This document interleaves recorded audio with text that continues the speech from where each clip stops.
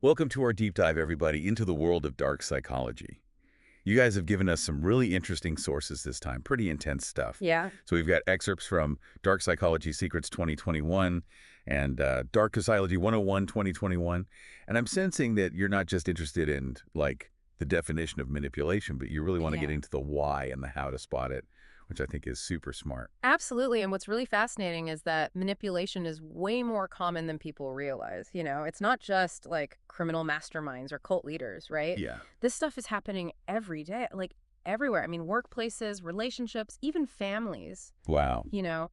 And what's fascinating is a recent study actually from UC Berkeley showed that people are exposed to like dozens of manipulative tactics every single day, Really? often without even realizing it. See, that's what's unsettling to me. Like, where do we even begin? Like, if it's so pervasive, how do we even define dark psychology and manipulation? Yeah. Well, I think at its core, dark psychology is about using psychological techniques to kind of influence, control, or even harm others. Okay. It's about exploiting vulnerabilities. But I think what's important to understand is that it doesn't always come from like this malicious intent. Okay, so it's not always some evil mastermind with the, twirling their mustache. Right, exactly. I mean, think about a parent who uses guilt to kind of persuade their child to pursue like a certain career path or something. Right. Their intentions might be good, but the tactic itself, it Yeah. can be manipulative. It's about recognizing those subtle kind of shades of gray. So it's almost like a toolkit of techniques, Yes. and anybody could use them for good or for bad. That's a great way to think about it. And, those techniques are often effective because they really tap into like our deepest desires and our psychological biases. For example, Dark Psychology 101 2021 talks about how our desire to believe what we want to believe makes us vulnerable to these charming manipulators or those who kind of promise these easy solutions to our problems, I can see that. Yeah, it's like the old saying, if it sounds too good to be true, Exactly. it probably is. Exactly. And that's where understanding like concepts like confirmation bias becomes so crucial, right? And our brains are actually wired to seek out information that kind of confirms our existing beliefs, Oh, right. even if those beliefs are flawed. Huh? So let's say you're already convinced that you're like unlucky in love, right? You might be more susceptible to a manipulative partner who just reinforces that belief. Oh, yeah. You see what I mean? And then Dark Psychology Secrets has this like chilling example of this. Yeah. They talk about a man who observes a woman in a park and he seems harmless at first, but his actions like reveal this calculated approach. He's like gathering information about her to exploit later. Right. It's like he's building a psych profile like in real time. That's a perfect example of how they often operate. They are incredibly observant. Yeah. Adept at like reading people. Yeah. They might start with like seemingly innocent flattery and charm, right? Shower you with compliments and attention, especially if they sense that you're someone who's looking for that validation. Right. Think about like Ted Bundy. Oh, God. Famously used his charm and this like feigned vulnerability to lure victims. Okay, well, that is terrifying. So how do we spot these, like, master manipulators before they, reel us in? How do we know? I think one key is to be aware of the like specific techniques that they use, right? Dark Psychology Secrets ties this into the concept of the quote unquote ideal woman, how society kind of bombards women with all these images that make them feel insecure and seek external validation. Yeah. This constant pressure to conform can actually make them like prime targets for these manipulators who exploit that insecurity. Like creating the vulnerability and then they exploit it. Yes, exactly. Another really insidious tactic is a gaslighting, right? It's making someone doubt their own sanity or memory. Mm-hmm. The book uses the story of Mandy and Danny to illustrate this. Mm. Danny subtly twists events, denies things Mandy knows to be true, and eventually she starts questioning her own perception of reality. God, that's so chilling, and it really makes you realize how gaslighting can happen in any relationship. It doesn't have to be romantic. Totally. It could be a boss, like undermining your work, or a friend, constantly making you question your decisions. Absolutely. And the impact of that can be devastating. It really erodes the victim's self-esteem, isolates them from their support system, and makes them like almost dependent on the manipulator. Yeah, and then there's the guilt tripping and playing the victim, which Dark Psychology 101 highlights as another common tactic. Oh, yeah. The story of Derek and his parents, where Derek constantly guilt trips his parents into giving him money by playing on their love and concern, like Yeah. that one really resonated with me. It's like emotional blackmail, isn't it? It is, it is. And what's important to note here is that these tactics often work because they tap into our natural empathy, right? And our desire to help others. Yeah. A skilled manipulator is going to exploit that by constantly positioning themselves as the victim, Yeah. making you feel responsible for their well-being. It's like they're hijacking our good intentions Yeah. and using it against us. So, okay, we've identified some of the techniques, but how do we protect ourselves from them? Right. Like, how do we know when to trust that gut feeling that we have? That is the question, isn't it? So we're back, Yeah. and we're ready to, like, arm ourselves with Yeah. some defense mechanisms against these manipulative tactics. Absolutely. Last time, we were talking about how manipulators exploit our vulnerabilities. So where do we start with recognizing those red flags before it's too late? I think it all starts with tuning into that inner voice, that gut feeling that something's not quite right. Both Dark Psychology Secrets and Dark Psychology 101 really stress the importance of trusting those instincts. If someone is consistently making you feel like anxious, defensive, or guilty, Right. that's a major red flag. So it's not just what they're saying, but how it's making us feel. Exactly, yeah.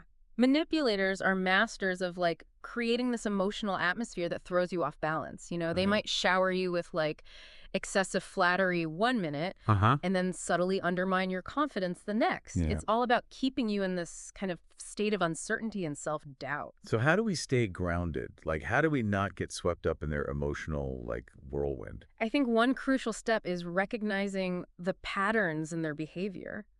Dark Psychology Secrets has a whole section on this. Yeah. If someone repeatedly makes you feel bad or guilty or like you're, walking on eggshells, that's a huge red flag, right? It's Yeah. like they're slowly eroding your sense of self. It reminds me of that story in the book about the manipulative boss who would, publicly praise his employees, but then privately criticize them. Yeah. So it's like this constant cycle of anxiety and dependence. That's a classic example of how they use kind of this combination of positive and negative reinforcement to keep you off balance and under their control, right? Yeah. Another tactic is deflecting blame and playing the victim.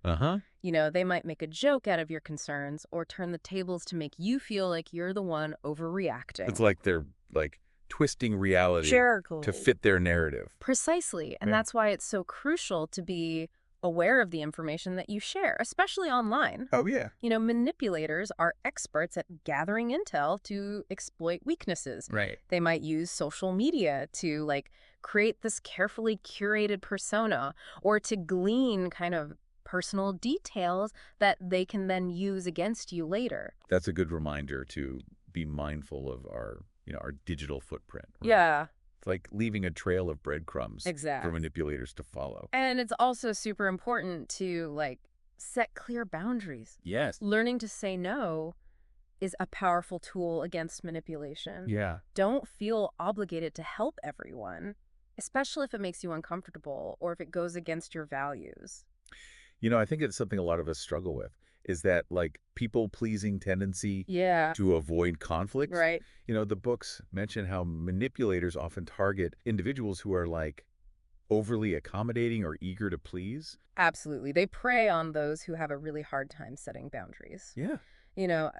Dark Psychology 101 suggests having a few go-to phrases I'm not comfortable with that, or let me think about it and get back to you, to create some distance and Right. assert your control. It's like having a verbal shield to deflect their advances. But what about when the manipulation is more subtle? What about the use of persuasion tactics? Is all persuasion manipulative? Not necessarily. Yep. The books kind of delve into Aristotle's 3 modes of persuasion: logos, ethos, and pathos. Right. Think about those as tools that can be used ethically or unethically. Okay, so break that down for me, because that sounds a little intimidating. What is logos? So logos is about appealing to logic and reason. Yeah. It's using facts, evidence, and sound arguments to persuade someone. Ethos is about establishing credibility and trustworthiness. Okay. It's presenting yourself as, knowledgeable, having the audience's best interests at heart. Yeah. And then there's pathos, which is about appealing to emotions. I can see where that one could get manipulative. Yes. Playing on people's fears or their desires to kind of sway their opinion. Exactly. So a skilled manipulator might use pathos to evoke like fear, anger, or even hope to influence your decisions. It's like that political ad that plays on your anxieties about the economy Yeah. to get you to vote a certain way. Right, right. So how do we tell the difference between ethical persuasion and manipulation? Like, where's the line? I think intent plays a big role, you know? Okay. Ethical persuasion aims to inform and empower the audience. Hmm. Manipulation seeks to control and exploit them, and Uh-huh. often it involves withholding information, distorting facts, or kind of using emotional pressure to get what you want. It's like that saying, the devil is in the details. Exactly. Manipulators will kind of twist the truth just enough Right. to make their argument seem convincing.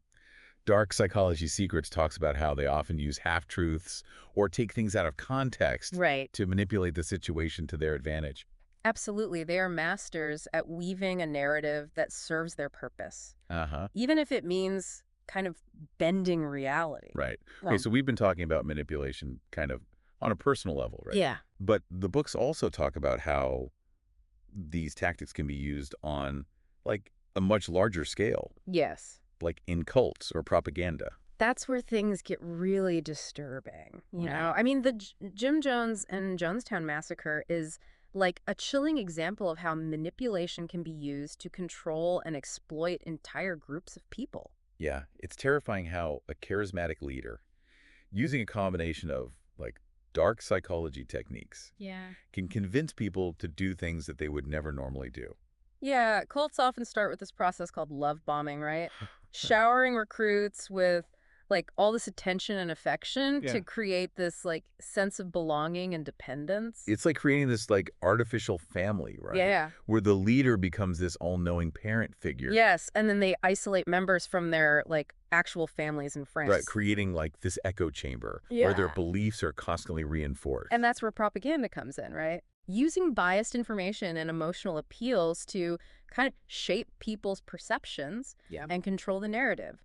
The books highlight how this can be especially effective in times of uncertainty or fear when people are really looking for someone to provide like answers and security. It's like they're creating a reality distortion field Right. where anything outside of their bubble is seen as a threat. And the internet and social media have become like incredibly powerful tools for this kind of manipulation, right? Yeah. Algorithms and targeted advertising, Yeah. they create these like filter bubbles, exposing us only to information that confirms our existing biases. So it's like everyone's living in their own separate reality, Yeah. shaped by the information that they're fed. And that makes us all incredibly susceptible to manipulation, whether we realize it or not. This is pretty heavy stuff. It is. We've talked about manipulation on, like, a personal level and, like, a societal level. Yeah. But how do we bring it back down to, like, everyday life? Right. What are some things, some practical things that we can do to protect ourselves? That's what we'll focus on in the next part of our deep dive, right? Okay. We'll explore specific strategies for kind of dealing with manipulators in our lives, especially when it's someone that we can't easily avoid, like Right. a family member or a coworker. Ooh, that's a good one. Yeah. Stay tuned, folks, because this is where it gets real. Mm-hmm. Okay, so we're back. And I think this is where, like, the rubber meets the road, right? Yeah. We've been talking about manipulation in the abstract, but now we're going to get down to, like, the nitty-gritty. Absolutely. Like how to deal with those manipulators who are already in our lives. Right. Especially those people that we can't easily avoid. Right. Like you can't just unfriend them on Facebook and Exactly, yeah. never see them again. Like, what about that coworker? Yeah. Or that family member that's constantly, Exactly. pushing our buttons? And I think this is where the advice in these sources gets really interesting and honestly a little bit controversial. Okay. So Dark Psychology Secrets actually suggests this technique called mirroring. Mirroring. Yeah. Like holding a mirror up to their behavior. It's more about kind of subtly reflecting their tactics back at them. Okay. So let's say they're constantly showering you with like insincere flattery. Right. Try giving them a dose of their own medicine. Okay. See how they react when the tables are turned? Oh, I like that. Like, disrupt the pattern. Exactly. Just throw them off balance. Yeah, and the book also talks about becoming kind of immune to their charms, Right. basically refusing to let their words get under your skin. Oh, that's good. Like developing thicker skin, Exactly. Yeah. not letting their tactics trigger your usual emotional responses. Exactly. But that's easier said than done, right? Oh, absolutely. Especially when you're dealing with somebody who knows how to push your buttons. So what about when it's somebody that you have to interact with, like on a regular basis? Yeah. Like, that coworker who's always trying to dump their work on you, or that family member who's constantly guilt-tripping you into doing what they want. Yeah. I mean, you can't exactly give them the silent treatment at Thanksgiving dinner. Right. Right. And that's where setting clear boundaries becomes super important. Okay. Dark Psychology 101 has a whole chapter on this, Yeah. really emphasizing like learning to say no Right. and sticking to your guns. Yeah. It's about protecting your time, Yeah. your energy, and your emotional well-being. It's like building that psychological fence. Yes. Like, not letting them in, right? Yeah. But what about when, like, words aren't enough? Like, what if they try to, like, gaslight us or twist the situation around Right. to make us feel like we're the problem? That's where documentation can be super helpful. Okay. So if they're making promises, get it in writing.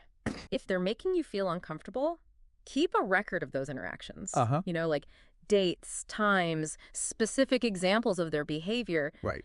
This can be incredibly helpful, especially if you need to escalate the situation to like HR or seek outside help. It's like, creating a paper trail Yeah. to protect yourself just in case. Exactly.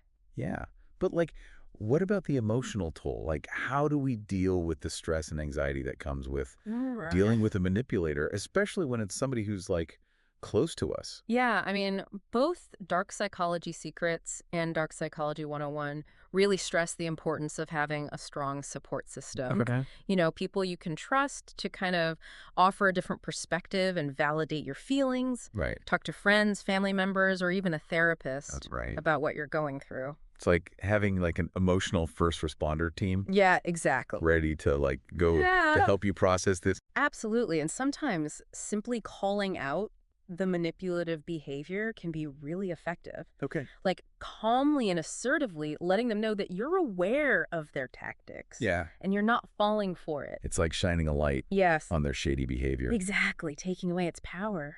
And Dark Psychology Secrets actually mentions using humor as a way to kind of disarm them, Oh, yeah. turning their manipulation into a joke. Right, right.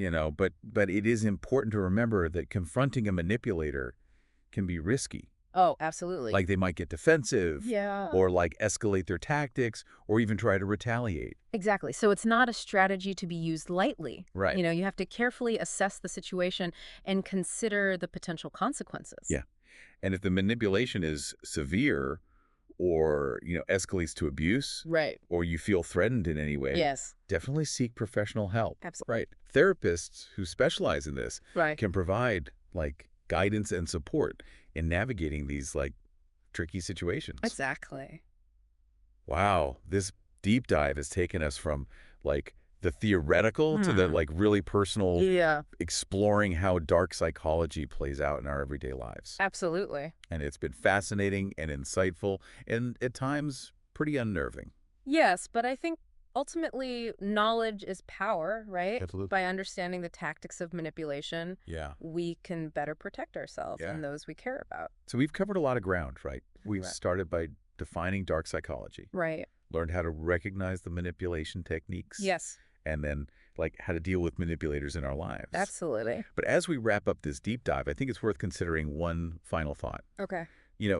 We've been focused on protecting ourselves from the negative aspects of manipulation. Right.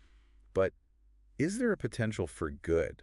Like, could these same psychological principles, when used ethically That's a great question. and with, like, positive intent, Yeah.